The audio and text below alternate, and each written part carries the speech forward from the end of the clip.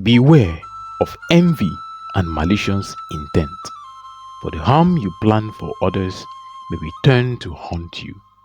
Kindness, prayer, and faith are powerful shields against evil. Once upon a time, in a bustling neighborhood lived Abike, a woman admired for her beauty, hard work, and unwavering dedication to her family. Despite her husband, Mr. Obinna, losing his job due to his company's bankruptcy, Abike stepped up.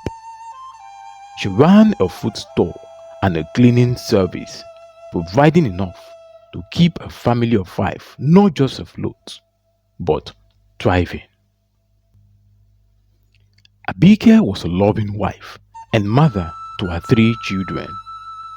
Grace, the cheerful and radiant eldest daughter. Joshua, the calm and gifted painter whose dreams inspired his heart. And Chidi, the playful and clever youngest son.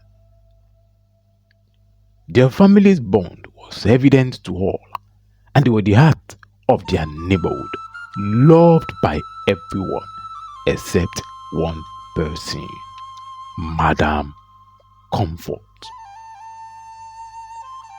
Madam Comfort was bitter and envious. Her family was far from harmonious. Her husband, Oga Paul, struggled to run a dry cleaning business while she worked at the local council but refused to support their household. Their sons, Shadrach and Desmond, were school dropouts who spent their days causing trouble.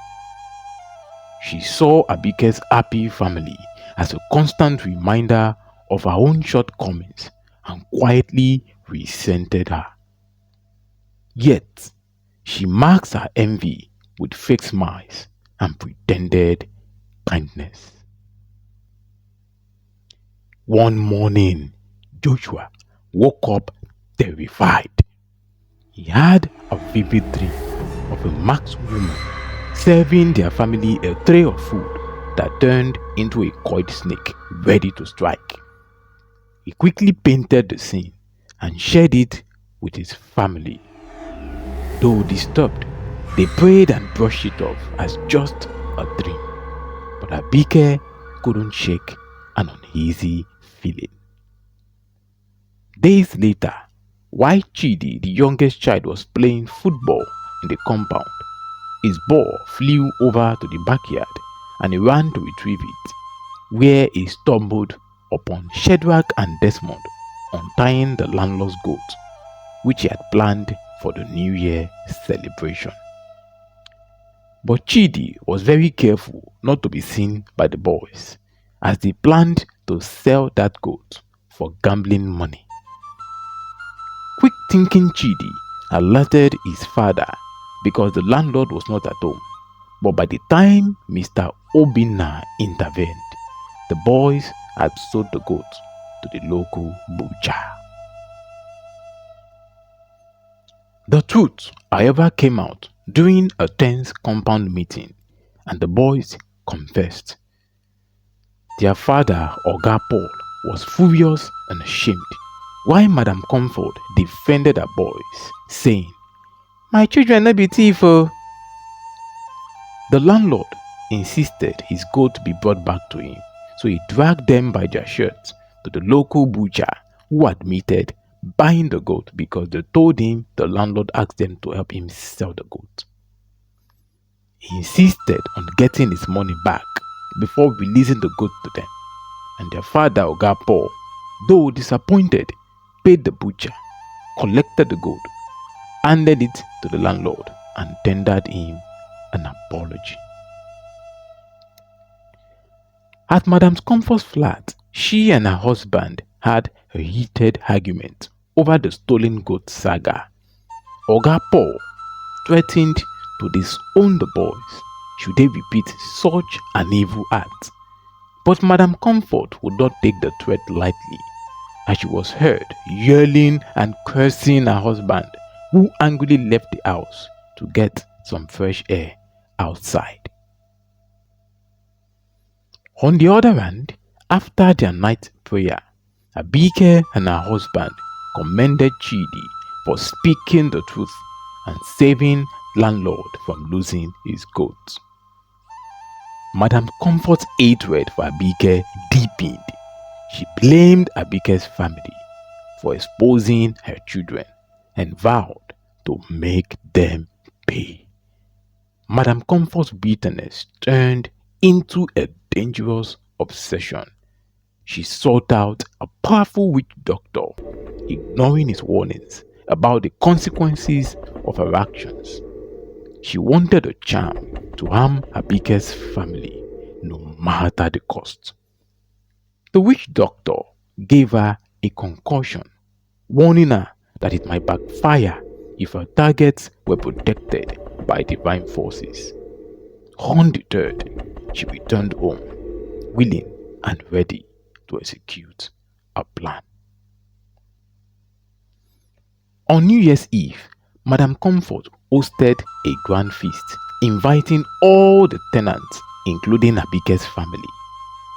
"Let's put our differences aside and celebrate together," she said, a smile masking her true intentions. Abike, sensing something was amiss, prayed with her family before attending the feast.